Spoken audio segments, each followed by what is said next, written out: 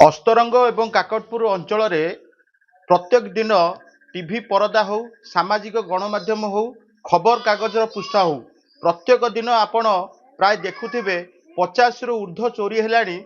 से चोरी गुड़िक विशेषकर मठ एवं मंदिर होउची, किंतु ए जाए पुलिस प्रशासन हाथ में कौन प्रकार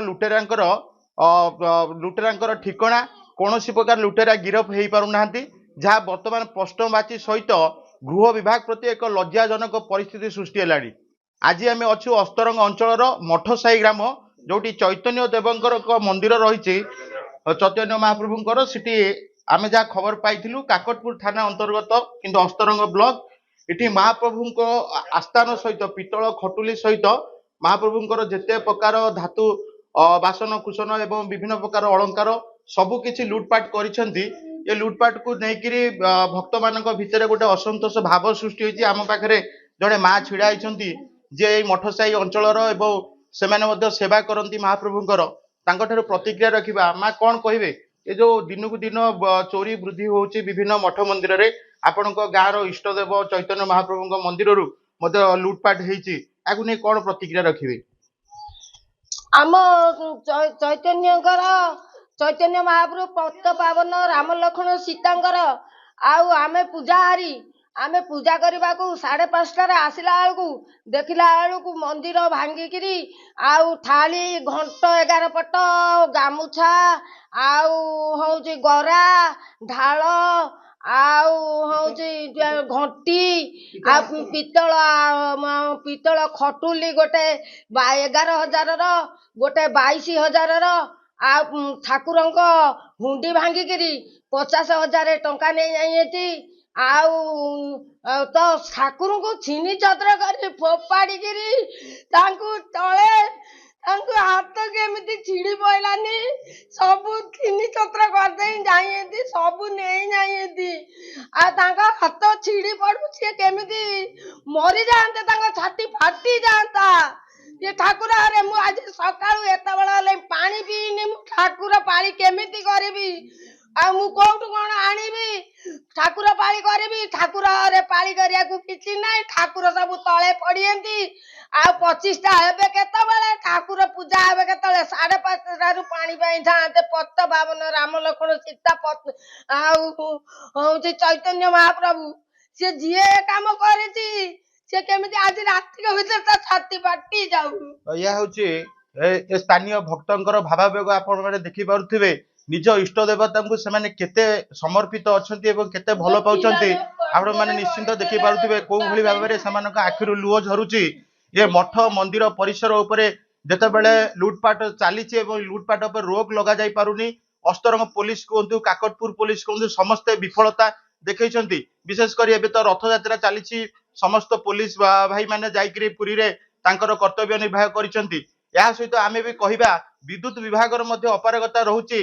रात्र समय घंटा घंटा धरिक 4 घंटा 8 घंटा धरी विद्युत जो काटुचंती चोर मानकु मध्य ता सुहाउची चोरी करबा पई। आम पाखरे आउ जड़े पूजक अछंती आज्ञा कौन कहे ये जो लुटपाट घटुची बारंबार आप देखुवे काकटपुर अस्तरंग अंचल प्रत्येक 2 दिन हो सप्ताह हो 8 दिन हो 10 दिन प्रत्येक समय आप देखुवे मठ मंदिर अलंकार कोटी घंट कोटी बासन कुसन सब लुटपाट कर पछरे कहार हाथ थाई पारे आप भावुं? या पछरे हमर राजनेता आ माफिया मानकर हाथ रहउची से माने जानि सुनी सब करला परे भी लोक को छाड़ी दउचंदी से लगी ये दुर्नीति बढ़ी बढ़ी चलजी।